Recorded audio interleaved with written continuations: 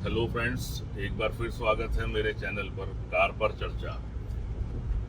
बहुत समय बाद आप लोगों से रूबरू हो रहा हूँ। आज हम लोग बात करेंगे थार रॉक्स पे।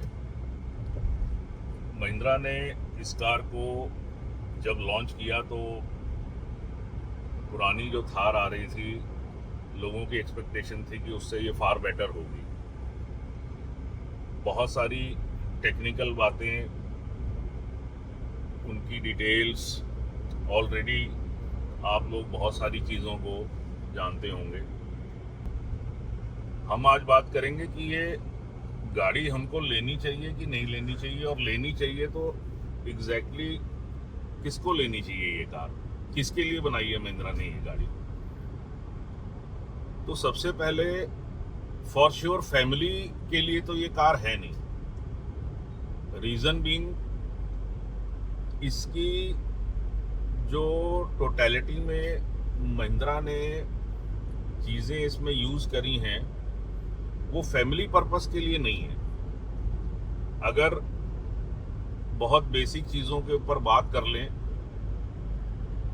तो स्टोरेज स्पेस इसके अंदर कॉम्प्रोमाइज रहती है। सामान अगर आपको कुछ भी रखना है तो यहाँ पर सामान रखने के लिए कोई प्रॉपर स्लॉट्स नहीं मिले हुए हैं।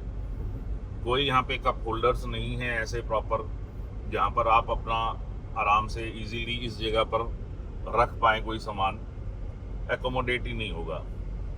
सामने ये जो जगह दे रखी है चार्जर पॉइंट ऑफ व्यू से, इसके ऊपर अगर फ़ोन को हम इस जगह पे रखें तो ये प्रॉपर नहीं होगा। इसको ऐसे करके रख देंगे तो ये आ जाएगा। अब ये 4x2 कार है, ऑटोमेटिक है, तो 4x4 वाला गियर यहाँ पर होता है जनरली, उसकी ये जगह बन जाती है। अब यहाँ पे अपने या तो कीज रख सकते हो और कुछ रख सकते हो, फ़ोन रख सकते हो। बॉटल होल्डर की बात करें तो बॉटल होल्डर इसके अंदर प्रॉपर तरीके से आता नहीं है। बहुत छोटी छोटी बॉटल्स इसमें बैठती हैं। 1 लीटर की बॉटल भी नहीं बैठेगी। ½ लीटर की हो, छोटी बॉटल हो, या मैंने यहाँ पर ये बॉटल लगाई हुई है, ये बॉटल इसमें आराम से आ जाएगी।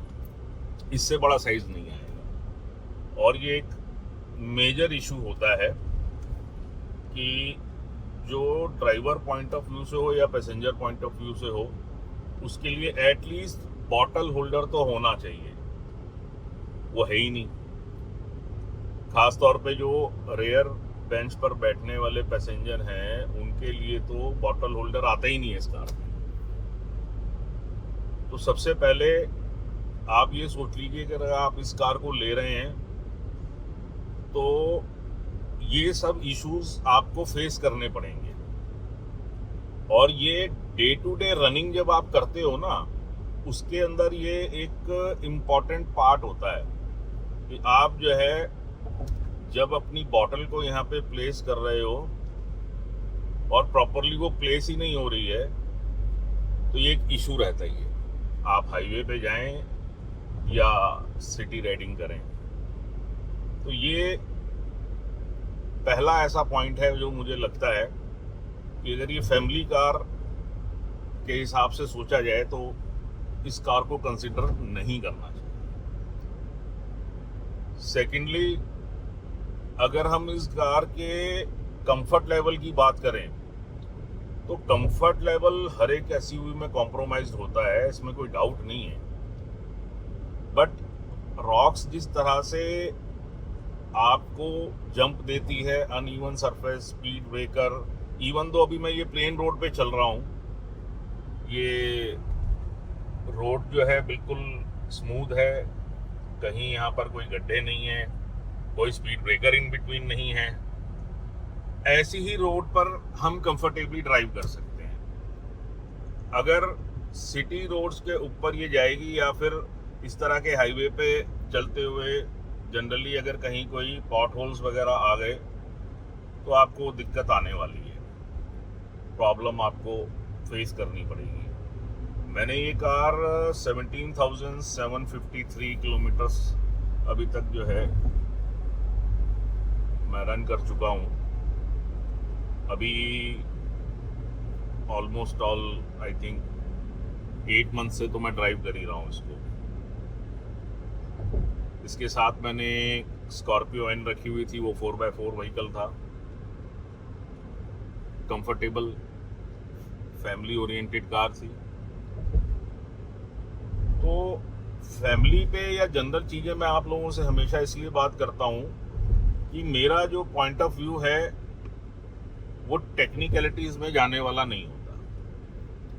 कार को आप चलाइए, आपको पर्सनली कैसी लग रही है, किस तरीके से आपको फील आती है कार चला करके, वो चीज़ आप डिसाइड करेंगे, चाहे अपने परिवार के साथ, चाहे अपने यारों दोस्तों के साथ। फिर आप देखिए कि किस तरह की फील है, कौन से सरफेस पे जाकर के कार कैसे रिएक्ट करती है। बाकी अगर हम इसकी लेग स्पेस की बात कर लें, बहुत लोग बताते हैं कि बहुत एडिक्वेट लेग स्पेस है, काफ़ी अच्छा लेग स्पेस है। बट होता क्या है जनरली, जब भी फैमिली बैठ करके अगर आपका हाईवे रन है, एक पॉइंट से दूसरे पॉइंट पे आप जा रहे हैं, तो अल्टीमेटली जो डिजायर्ड कंफर्ट है, जो कंफर्ट आप ढूंढ रहे हैं ना, वो कंफर्ट इसके अंदर कभी नहीं मिलेगा। एक कॉम्प्रोमाइज करना पड़ता है आपको। हाँ, अगर आगे के स्पेस की बात करें तो आगे का कैबिन ठीक है, ठीक महसूस होता है, इतना कोई इशू नहीं है। एरी है ये, यहाँ पे आपको जो ये ग्लास विंडो का मिलता है, सामने जो विंडशील्ड मिलती है, ये बिल्कुल ठीक है, इसमें कोई इशू है नहीं। लेकिन जो पैसेंजर पीछे बैठता है उसके लिए विंडो में एक जो है ना डिवीजन सी बनी हुई है, बहुत छोटी सी विंडो इसकी दी हुई है, और उसमें ऐसा लगता है कि जैसे फंस गए। अर्टिगा की बात करें, बहुत लंबा स्पेस होता है, पीछे जो बैठता है उसको अच्छा लगता है कि हाँ यार बहुत खुला खुला सा लग रहा है। इसमें वो फील नहीं आती, ठीक लगता है, रिक्लाइनिंग एंगल है पीछे सीट का, कुशनिंग ठीक है सीट की। लेकिन ओवरऑल जब गाड़ी जंप देने लगती है अनइवन सरफेस पे, कार जो है ऐसे भी करेगी, ऐसे भी करेगी, ये सब जब चीजें आती है ना, आराम कॉम्प्रोमाइज हो जाता है। अब आप सोच लीजिए, इतना पैसा देने के बाद अगर इस तरह की फील आ रही है, तो कम से कम फैमिली के पॉइंट ऑफ व्यू से आपको इस कार पे नहीं जाना चाहिए। एटलीस्ट जोश जोश में कि यार कार देखने में बहुत बेहतर लग रही है, अगर आपको उसका डिज़ाइन, उसके लुक्स आपको बहुत पसंद आ रहे हैं, वो चलाने में इसकी पिकअप अगर अच्छी लग रही है, तो बस इतनी ही पॉइंट की कंसीडरेशन नहीं होनी चाहिए। और एक प्रैक्टिकल बात मैं आपको ये बता दूं, हमारे इंडिया में कार कोई ऐसे नहीं लेता कि सिर्फ उसको इंडिविजुअली ही ड्राइव करनी है और तो कोई बैठेगा ही नहीं, ऐसा नहीं होता। अल्टीमेटली फैमिली तो बैठाई ही जाती है। जिनके परिवार में बुजुर्ग हैं, फादर मदर हैं, या उनके बच्चे छोटे हैं, या सिर्फ कपल का पॉइंट ऑफ व्यू है और कोई नहीं है, सिर्फ दो ही लोग बैठेंगे, तब मैं समझता हूँ कि इस कार को लेने में कोई बुराई नहीं है। अब देखिए यहाँ पे गड्ढा आ गया, इतने से उसके अंदर ही ये गाड़ी हिलना पूरा शुरू हो गई, दाएं बाएं ये जो मूवमेंट है ना, ये कहीं ना कहीं अखरती है, और हर एसयूवी में अखरती है, ऐसा नहीं है कि इसी के अंदर ये प्रॉब्लम है। मगर थार या थार रॉक्स में ये चीज ज्यादा फील होती है। अगर आप बात करें कि बाकी जो एग्जिस्टिंग कार्स हैं उनके हिसाब से अगर इसको आप कंपेयर करने की कोशिश करेंगे, तो जो क्लासिक स्कॉर्पियो आती है वो भी बिल्कुल ऐसे ही है। अगर आप देखें बोलेरो न्यू आती है, उसकी भी चाल ढाल कुछ ऐसी ही है। फॉर्च्यूनर इससे फिर भी थोड़ा सा बेहतर है, उसकी प्राइस रेंज बहुत ज़्यादा चली जाती है ऑब्वियसली। और अगर ओवरऑल प्रोडक्ट के हिसाब से बात करें, स्कॉर्पियन आजकल बहुत ज़्यादा सेल होती है, काफ़ी समय से उसने मार्केट बहुत अच्छी कैप्चर कर रखी है, और वो भी ठीक है। एटलीस्ट इस तरह की कार से मेरा ये सजेशन है और ये एक्सपीरियंस है कि अगर आप स्कॉर्पियो एन को प्रेफर करेंगे, वो ज़्यादा आपके लिए बेहतर रहेगा लॉन्ग टर्म में। थोड़े समय के लिए आप इसको एंजॉय ज़रूर कर सकते हैं, इसमें कोई शंका वाली बात नहीं है। बट अगर आप लंबा रखना चाहते हैं, जल्दी जल्दी आप कार नहीं चेंज करते हैं, तो मैं समझता हूँ आपको स्कॉर्पियो एन जैसी कार प्रेफरेबली लेनी चाहिए। बात करें अगर इसके पॉजिटिव्स की तरफ, तो प्रॉज इसके अंदर बहुत से हैं। कमांडिंग व्यू है इसका, बोनट एंड टू एंड नज़र आता है।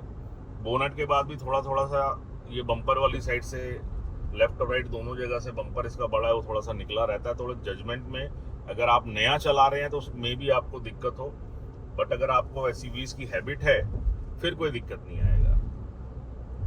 स्कॉर्पियो एन से भी ज़्यादा लाइट वेट स्टीयरिंग है इसका, और अंदर बैठ करके आप जिस पोजीशन पर बैठते हैं बहुत अच्छा व्यू नज़र आता है। कहीं कोई ऐसा नहीं है कि देखने में आपको ऐसा लगे कि यार यहाँ पे जो है ना दिख मेरे को ठीक नहीं रहा है। चाहे अब इसको आप हिली एरिया में ड्राइव करिए कहीं भी, तो ये जो ए पिलर है ये आपको इतना बीच में अड़ेगा नहीं। ये एक अच्छी बात है इस कार की, क्योंकि सफारी में ये चीज़ बहुत थिक है, और जब भी हम टर्न्स लेते हैं, जितने भी पहाड़ी इलाके हैं उनकी जिस टाइप की रोड्स आती हैं, तो ये चीज़ उसकी बीच में दिक्कत देती है। बट इस कार में ऐसा कुछ नहीं है, बहुत आराम से आपको जो है लेफ्ट और राइट दोनों जगह बहुत अच्छा व्यू देगी। ये पिकअप बहुत बढ़िया है। एवरेज की अगर बात कर लें तो इतनी बड़ी गाड़ी जिस हिसाब से एवरेज देती है वो सेटिस्फैक्ट्री है। ऐसा नहीं है कि ये मारुति की कार है 20 की एवरेज निकालेगी 18 की, ऐसा नहीं है। बट ऐसा भी नहीं है कि बिलो 10 निकाल देगी। अगर आप ठीक ठाक ड्राइव कर लेते हैं तो मान करके चलिए इसमें आपको कहीं ना कहीं जो एवरेज है वो 12-13 मे बी समटाइम 14-15 भी बहुत इजीली ये निकाल लेती है। ऐसा नहीं है कि बार बार आप टैंक रिफ्यूल करते रहेंगे और परेशान हो जाएंगे। और यहाँ पे ये भी मैं आपको बता दूं कि स्कॉर्पियो एन से बेटर इसकी माइलेज आती है, क्योंकि मेरे पास दोनों कार्स रहीं, इक्वली मैंने चलाई, और ज़्यादा बेटर एक्सपीरियंस एवरेज के हिसाब से मुझे जो मिला वो इसी कार का मिला। आप लोगों के कोई भी क्वेश्चंस हों आप उनको मेरे पास भेजिए, मैं जवाब देने की कोशिश करूंगा जितनी मेरे को नॉलेज है, जितना मुझे मालूम है। आपको कोई कार परचेज करनी हो, चाहे वो न्यू कार हो या ओल्ड कार हो, जितनी भी क्वेरीज आपकी आएंगी मैं कोशिश करूंगा सब क्वेरीज का मैं आप लोगों को आंसर दे पाऊँ। और ऐसे ही वीडियोस में हम मिलते रहेंगे, बातचीत करते रहेंगे। इंतज़ार रहेगा आप लोगों के क्वेश्चंस का, आप लोगों की क्वेरीज का, और मैं कोशिश करूंगा कि एक ऑनेस्ट आंसर मैं आपको कर पाऊं। आप, मेरा ये सजेशन है कि चेक करिए कि कार आपको देखने में जोन सी भी लेनी है, जिसको कंसिडर आप करना चाहते हैं, वो आपको कैसी लग रही है। YouTube के प्लेटफॉर्म पे, गूगल पे जो आपको इन्फॉर्मेशन मिल रही है, जिनके पॉइंट ऑफ व्यू से इन्फॉर्मेशन मिल रही है, उससे बेटर है कि आप पर्सनली कार को जाइए, शोरूम विजिट करिए, चलाइए, अपना बजट देखिए, किस बजट में आप कंफर्टेबल हैं, इजीली कार परचेज कर पाएंगे, पर्पस आपका क्या है कार लेने का, वो सब सारे पॉइंट जब आपको क्लियर हो और जैसा भी चलाने के बाद आपको फील हो, वही कार आपको लेनी चाहिए। सबसे जो मेन है वो आपकी पर्सनल जो चॉइस है ना, वो कैसी बन रही है, बहुत इंपॉर्टेंट है। बहुत सारी कार्स अवेलेबल हैं, अलग अलग कैटेगरीज की अवेलेबल हैं, चाहे वो हैचबैक्स हों, सेडान्स हों, सब 4 मीटर कैटेगरी हो, एसयूवीज हो। पर्पस अपना ज़रूर चेक कर लीजिए। अगर आपकी रनिंग ज़्यादा है तो आप बड़ी गाड़ियों में जा सकते हैं। अगर आप बहुत ओकेजनली कहीं बाहर आते जाते हैं तो उसके अकॉर्डिंगली प्लान करिए। और अगर रनिंग बहुत ही कम है, आप किसी शोरूम के ओनर हैं या आप जॉब करते हैं, डेली आपका कॉम्यूट बहुत ज़्यादा नहीं है, तो एक छोटी गाड़ी भी काम कर जाएगी। तो सारी चीज़ों को कंसिडर करते हुए कार को प्लान करिए, रादर देन कि गाड़ी किस तरह की लग रही है, कैसी परफॉर्मेंस दे रही है।